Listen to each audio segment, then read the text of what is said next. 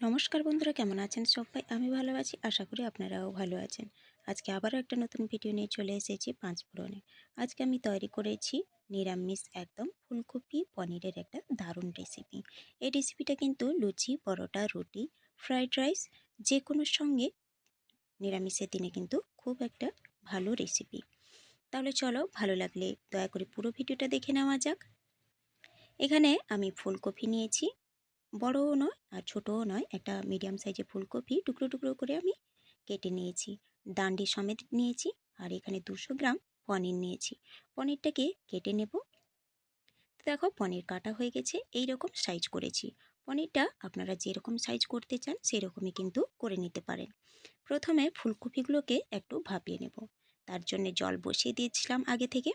জলটা গরম হয়ে গেছে। এরপর ফুলকপি একটা পাত্রে নিয়ে আমি গরম জলটা ঢেলে দিয়ে ঢাকা দিয়ে আমি 5 থেকে 7 মিনিটের জন্য রেখে দেব।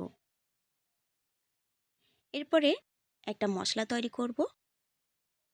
পেস্ট মশলাটা সেটা তৈরি করার জন্য আমি এখানে নিয়েছি আদা টুকরো করে নিয়েছি 3টে কাঁচা লঙ্কা, আর নিয়েছি 3 চামচের মতো চারমগজ, আর 3 চামচের মতো কাজু।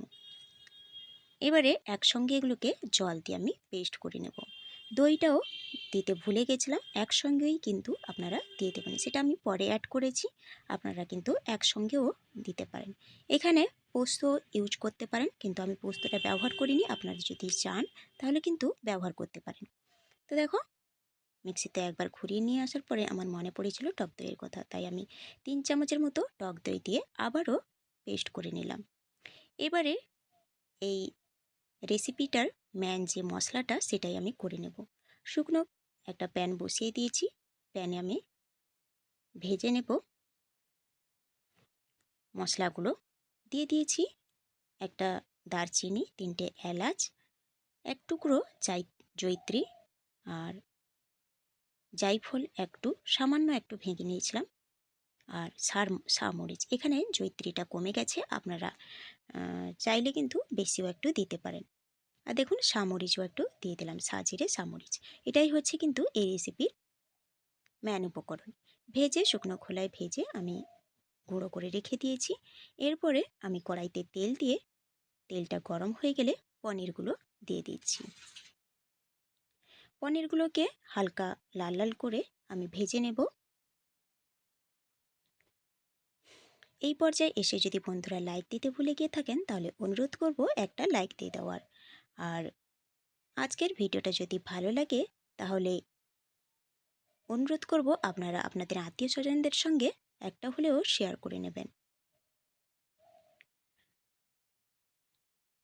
আর কোনো বন্ধু যদি ফেসবুক থেকে আমার এই ভিডিওটা দেখে থাকেন তাহলে অনুরোধ করব লাইক, শেয়ার আর কমেন্ট করে দেওয়ার জন্যে। তো দেখো, পনিরগুলোকে আমি উল্টে পাল্টে হালকা হাতে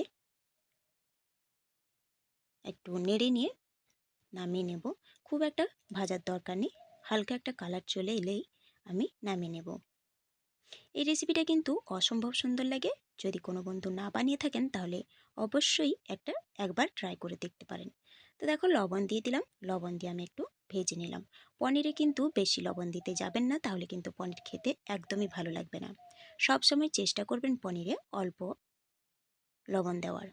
তো দেখো, পনিরগুলো হালকা ভেজে নিয়েছি। এবারে কিন্তু আমি তুলে নেব। পনিরগুলো তুলে রেখে দেব। যদি আপনাদের পনিরটা শক্ত থাকে তাহলে কিন্তু সেক্ষেত্রে গরম জলে ব্যবহার করতে পারেন, কিন্তু এই পনিরটা কিন্তু সফট, তাই আমি গরম জলে ব্যবহার করছি না। তুলে নেওয়া হয়ে গেলে সেই কড়াইতে আমি ফুলকপিগুলো একইভাবে ভেজে নেব। এখানে কিন্তু কোনো রকম হলুদ ইউজ করব না, শুধুমাত্র লবণ দিয়ে ফুলকপিগুলোকেও লাল লাল করে ভেজে নেব ঢাকা দিয়ে। বন্ধুরা, আপনাদের এই ছোট্ট ছোট্ট লাইক আর কমেন্ট কিন্তু আমাকে ইন্সপায়ার করে পরবর্তী ভিডিও দেওয়ার জন্যে। তাহলে অবশ্যই একটা করে লাইক আর কমেন্ট কিন্তু করবেন। তো দেখো, ফুলকপিগুলো ভাজা হয়ে গেছে। এবারে আবারও একটু তেল দিয়ে দিলাম হাফ চামচের মতো ঘি। তেলটা গরম হয়ে গেলে এখানে আমি দিয়ে দেবো 2টো শুকনো লঙ্কা, 3টে এলাচ, কয়েকটা গোলমরিচ, 1 টুকরো দারচিনি, 3টে লবঙ্গ আর দিয়ে দিলাম একটা তেজপাতা। গোটা মশলার থেকে একটা ভালো ফ্লেভার বেরোলে আমি এখানে অ্যাড করে দেব কালারের জন্যে হালকা একটু দেব কাশ্মীরি লাল লঙ্কার গুঁড়ো। এই রেসিপিটা যেহেতু সাদা সাদা দেখতে হয় তাহলে সেই জন্যে এইখানে কিন্তু আমি কোনো রকম হলুদ ইউজ করব না।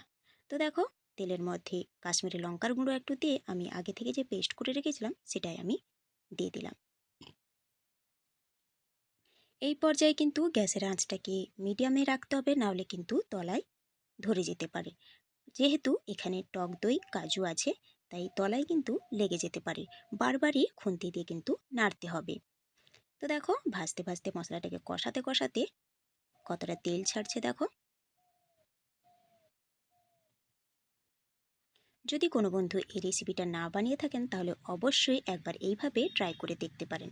তো দেখো কিছুক্ষণ কষে নেওয়ার পরে 3-4 মিনিট কষে নেওয়ার পরে আমি অল্প একটু গরম জল দিয়ে দিলাম। গরম জলে আমি আবারও কষিয়ে নেব, গরম জল দিয়ে ভালো করে এই মশলাটাকে কষিয়ে নিতে হবে। এই পর্যায়ে আমি দিয়ে দিলাম স্বাদ মতো লবণ। লবণটা বুঝে দিতে হবে, কারণ পনিরেও আছে আর ফুলকপিতেও লবণটা দেওয়া আছে, সেই বুঝে এখানে লবণটা অ্যাড করবেন। ভালো করে আবারও কষিয়ে নেওয়ার পরে আমি এখানে ভেজে রাখা ফুলকপি টুকরোগুলো অ্যাড করে দিলাম। ফুলকপিগুলোকেও মশলার সঙ্গে ভালো করে আমি 3 মিনিট ধরে কষিয়ে নেব। এই রেসিপিটা যদি আমার দেখে কেউ নতুন বন্ধু বানিয়ে থাকেন তাহলে কিন্তু অবশ্যই আমার কমেন্ট বক্সে জানাতে ভুলবেন না আপনার এটা কেমন লাগলো খেতে। দেখো 3 মিনিট ধরে ভালো করে কষিয়ে নেওয়ার পরে ঢাকা দিয়ে কীরকম দেখো তেল ছেড়েছে আর কালারটাও খুব সুন্দর একটা এসছে। তো এই পর্যায়ে আমি দিয়ে দেব গরম জল, কারণ ভালো করে কষানো হয়ে গেছে।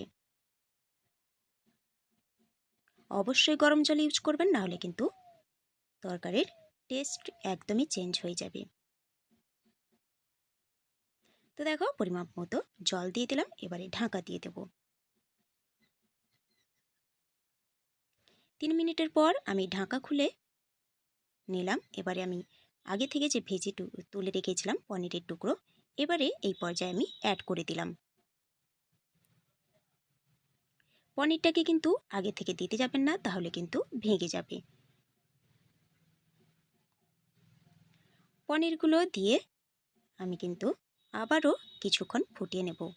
তবে এই পর্যায়ে আমি দিয়ে দেব কিছুটা চিনি, কারণ নিরামিষ তরকারিতে চিনি না দিলে কিন্তু ভালো লাগে না, মানে মিষ্টি মিষ্টি একটু না হলে ভালো লাগে না, তাই অবশ্যই চিনিটা দিতে হবে।